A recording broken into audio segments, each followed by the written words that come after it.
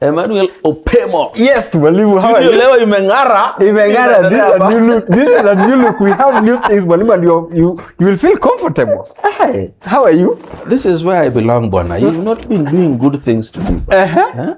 How do you feel the seats, Mwalimu? This is Safi. I need to live on this. I don't need to go home today after this.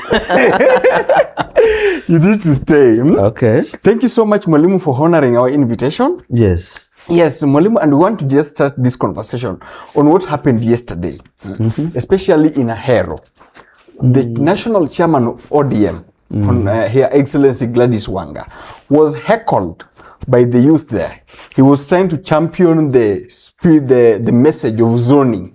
Do you think that the message that was, as it was being packaged by Gladys Wanga, Her Excellency, was not getting into the youth? And are the youth now ready for opening the democratic space for each and every party that wants to field candidates? First, I rarely agree with Gladys Wanga on any issue. Yes. Number two, I don't agree with the idea of zoning.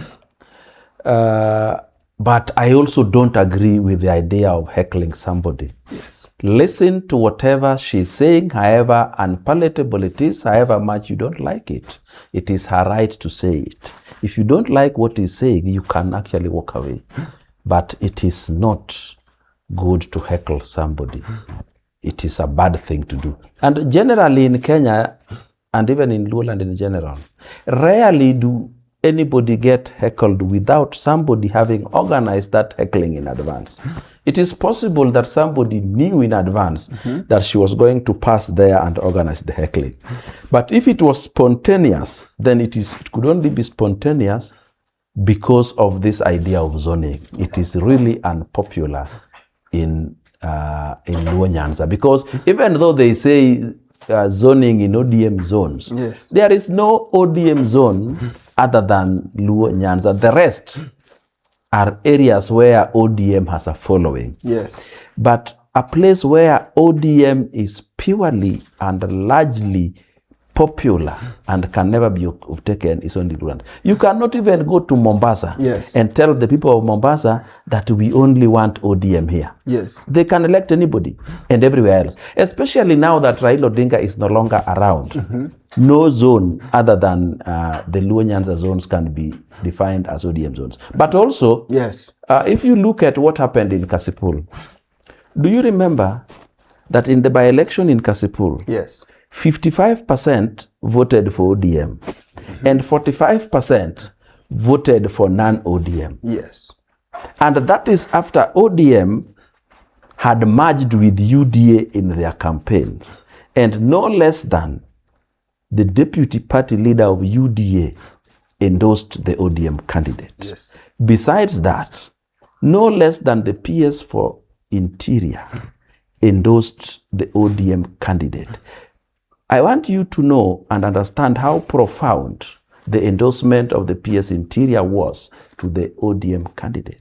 Because the moment the PS Interior endorses you, yes, it means the whole of the provincial administration, as it were called, the chiefs, the Wazewa Vijiji, the sub-county commissioners and the assistant county commissioners, yes, all of them are now aligned to that candidate. So largely, all the government machinery and ODM machinery was campaigning for the ADM candidate. And still, they only managed 5% above the others. yes. So my question is, where are you going to take this 45% if you insist on zoning? And after you go on the zoning, yes, and you say only ODM will be elected, say in Luo Nyanza, because that is the truth. yes, After that election, you are again still demanding 50% from the government so formed. Again, that is ODM, which will present their nominees. yes, Where do you take the 45% when the government is being formed? yes. So, one, you get it easy by being the only ones on the ballot paper. Then you again get it easy after election because you are the only one presented to the president for appointment. Where do you take the 45% who do not subscribe to ODM? And that is Luoland. If in Luoland you can find a constituency in Homa Bay, Yes. ODM can only manage 55%. What about outside Homa Bay? It will be much less. And what about Homa Bay without the UDA support? It will be even less than 50. So this idea of zoning is not possible. It is not acceptable. More so, Emmanuel. Yes. It is not going to be possible for ODM to deliver the whole of Luo Nyanza to President William Ruto without the support of other Luo members who are not in ODM. Yes. If they could not do this when Raila Odinga was alive, how will they do it when he's not there? The only glue that held these people together in one political party was Raila Odinga. In fact, when you see Gladys Wanga doing a road show, when she's going towards Migori, Yes. a day after she was heckled in Ahero. What pricked her was the heckling in Ahero. So she wanted to go and prove to the world that actually that heckling is not permanent thing. It's not a permanent feature. Yeah. But you see, a leader is known by the network she walks around with. When she was in Rongo, she only had her lapdog majority leader of Homa Bay. Yes. And I think another guy who the fellow governor, Migori governor Ochilo, sent to meet her. That's all. That you don't use that to become a kingpin. And this idea of kingpin, Yes, kingpin. let me just call it kingpin without calling it queenpin. Yes, yes, It will mess up things. Yes. This idea of kingpin is going to mess up so many things for us. Because it's this idea of kingpin that is making Gladys insist on this running mate thing. Because Yes. the only way she can beat the other Luo front runners to the kingpinship Yes. is if she's made the running mate. So this running mate she wants is not definitely better than the governor she's holding today. It is only an avenue to being the kingpin.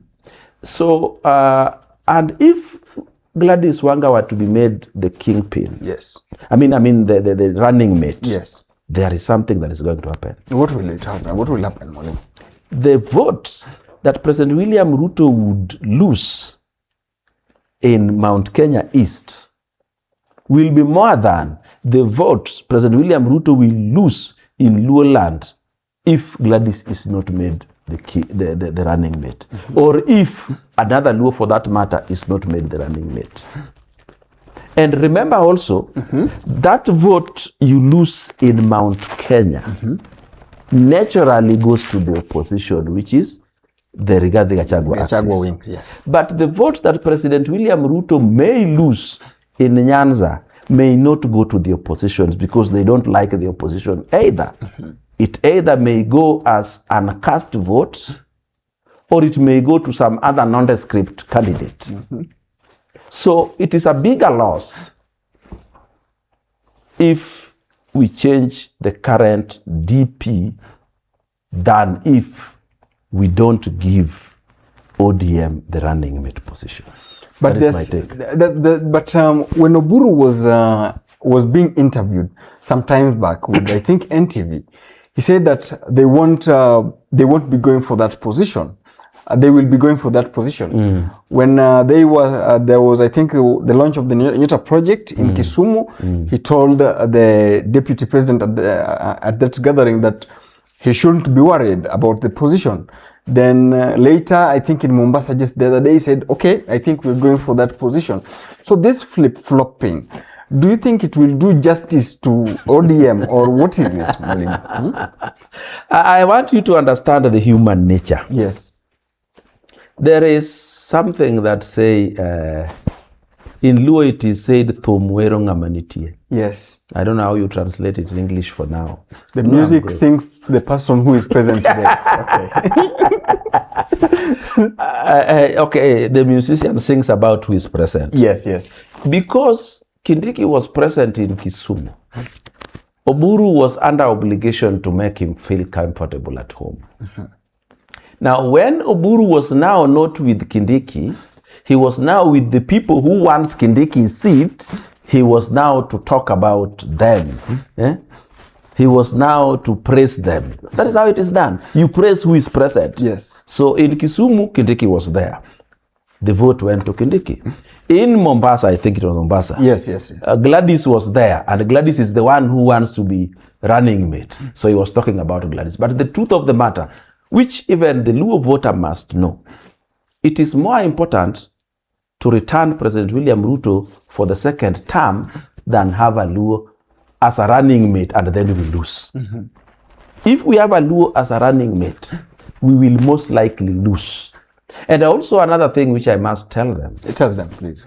It is more powerful to be finance minister than be a DP for issues development. Not issues politics. Yeah. You know, a DP is more powerful politically, but development-wise, it is the finance minister, it is maybe these other ministries which carry development on their wings. So when we seriously want to have development in our areas, we are better off with other ministries that encourage and promote development than having a DP. In any case, yes, DPs the world over and DPs throughout Kenya, including the deputy governors, derive their power directly from their bosses. So if the bosses do not have goodwill for them, it is not going to be possible for them to help anyone. Yes. That's good. And yesterday, just on the sidelines, the Finance Cabinet Secretary, John Mbadi, was visited by elders. He called them Luo elders, Luo Council of Elders from Nairobi. And he said that the Luo community should shun the divisive politics that is being perpetuated by quarters. He didn't name the quarters. What is your take on that? I do not know whether this division means divisive politics within Luoland or divisive politics within Kenya. But the divisive politics within Kenya is being propagated by the opposition led by Rigathi Gachagua. It is them who wants to balkanize this country into Murima and the lake, into our people and their people and so on.